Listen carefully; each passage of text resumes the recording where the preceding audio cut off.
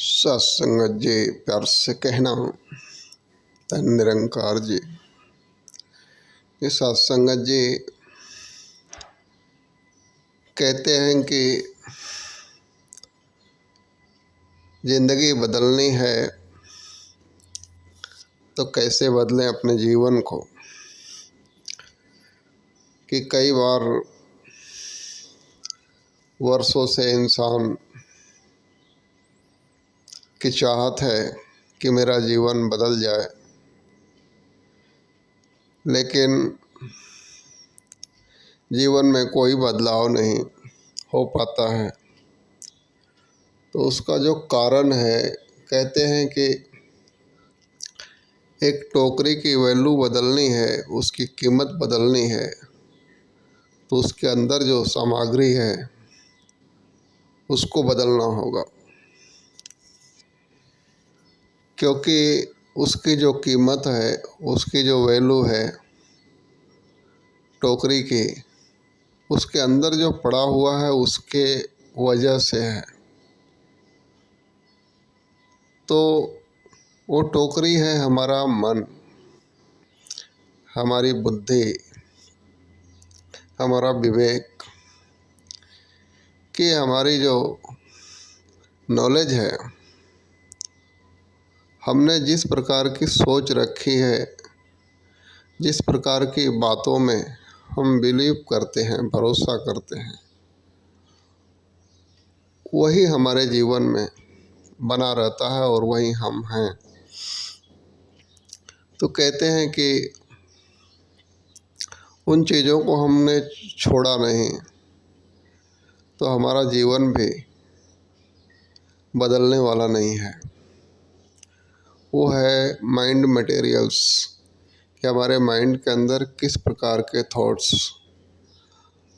स्थान बनाए बैठे हैं और किन बातों को हम पकड़ के रखे हैं। ये कहते हैं कि हम जो है आज जो सोच रख रहे हैं, वही सोच को पकड़ के 5 साल तक चलेंगे तो हम जो आज हैं जीवन में, वही 5 साल बाद भी रहेंगे। तो बदलना है अपने विचारधारा को, और विचारधारा भी बदल दिया, लेकिन पुरानी पकड़ हमने छोड़ी नहीं तो भी नहीं बदलेगा। कि जैसे कहते हैं कि वो टोकरी वाली बात दास ने की कि टोकरी के अंदर के मटेरियल्स तो आप बदल दिए, लेकिन उसकी पैकिंग अभी भी वही पुरानी पड़ी है, बाहरी बदलाव नहीं है। तो फिर वो अपने आप में कीमती ज़रूर है, लेकिन वो उसका कोई मूल्य डालने वाला कोई दूसरा नहीं है, क्योंकि वो सबको दिखाई जो दे रही है, लोग उसी हिसाब से उसको कीमत लगाएंगे। तो कहते हैं कि अंदर के लेवल पे तो बदलना ही है, साथ साथ बाहर भी बदलाव लाने की ज़रूरत होती है। कि एक वो कहानी भी आती है कि बोध हो जाना, ज्ञान हो जाना। कई बार हम सुनते हैं कि इनको बोध हो गया, ज्ञान हो गया। ज्ञान हो गया, अब ज्ञान की ज़रूरत नहीं है। बोध हो गया, अब बोध की ज़रूरत नहीं है। ऐसा नहीं है। ज्ञान और बोध एक ऐसी प्रक्रिया है जो जानने के बाद निरंतर इसका इस्तेमाल करते रहना होता है। कि हमारे मनों में, हमारे विचारों में हमने जो ज्ञान प्राप्त किया है वो कोई धुंधला ना हो जाए, उसकी संभाल, उसकी देख, कि उसको हमेशा साफ करते रहना, कि ताकि वही चमक, वही ताजगी जो बनी रहे। कई बार हम भी देखते हैं ना कि हमने जब ज्ञान लिया सतगुरु से, तभी हमारी रौनक कैसी थी, स्थिति कैसी थी, कैसी थी और आज वो चीज़ वो बात नहीं है। आज खाली इतना पता है कि हमने ज्ञान लिया है। तो कारण क्या है कि जो बोध हो गया ना मन में, तो फिर यानी ज्ञान लिया हमने, ऐसी बात आ गई। तो फिर आपने क्या लिया, जब ही लिया तभी लिया। तो कहते हैं कि उसकी संभाल करते रहने का नाम बोध है, ज्ञान है। तो निरंतर उसको संभाल करना, जो ज्ञान मिला है उसकी चमक बरकरार रहे। तो एक कहानी आती है कि एक लकड़हार था जो, तो उसको कहते बोध हो गया, ज्ञान हो गया।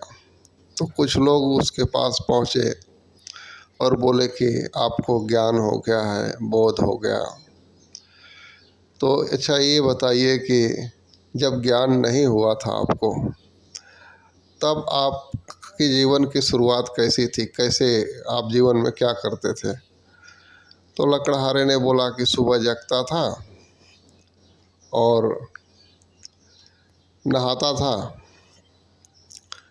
खाना बना के खाता और कुल्हाड़ी लेकर के जाता, जंगल में लकड़ी काटता। शाम को बाज़ार में बेच करके खाने के लिए कुछ लेके आता और खा पी के सो जाता। तो बोले कि अच्छा, लेकिन आपको जब ज्ञान हो गया, बोध हो गया, अभी आप क्या करते हैं? बोला सुबह नहाता हूँ, खाना खाता हूँ, कुल्हाड़ी लेकर के जंगल में लकड़ी काटता हूँ, बाज़ार में बेचता हूँ और उधर से खाने पीने का सामग्री लेके आता हूँ, खा पी के सो जाता हूँ। बोला ज्ञान से पहले भी आप वही करते थे, ज्ञान के बाद भी वही आप करते हैं, तो बोध क्या हुआ, ज्ञान क्या हुआ? तो कहता है कि पहले मैं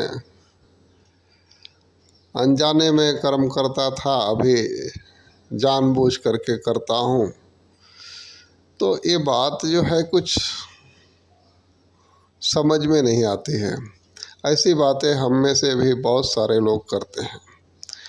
जीवन आज भी वहीं खड़ा है, ज्ञान हो गया, भीतर से बदल गए। भीतरी बदलाव मुबारक है, लेकिन भीतर से बदला तो बाहर झलकना तो चाहिए। हमारी ज़िंदगी उस तरह से एक रहन सहन बदलना चाहिए, हमारे काम व्यापार में बदलाव आना चाहिए। जीवन में एक जो रुक सा गया था वो चल पड़े। कुछ तो ऐसा बदलाव आना चाहिए कि जिससे पता चले कि हाँ, इन्हें ज्ञान हो गया है, एक समझ हो गई है। तो कहते हैं कि बाहरी बदलाव भी ज़रूरी है, भीतरी बदलाव के साथ साथ बाहरी बदलाव भी ज़रूरी है। इसलिए दोनों पे ध्यान देने की ज़रूरत है कि हमारा जीवन अंदर और बाहर दोनों तरफ से बदल जाए, तो ही सही मायने में हमें बोध हुआ है, ज्ञान हुआ है। प्यार से कहना, धन्य निरंकार।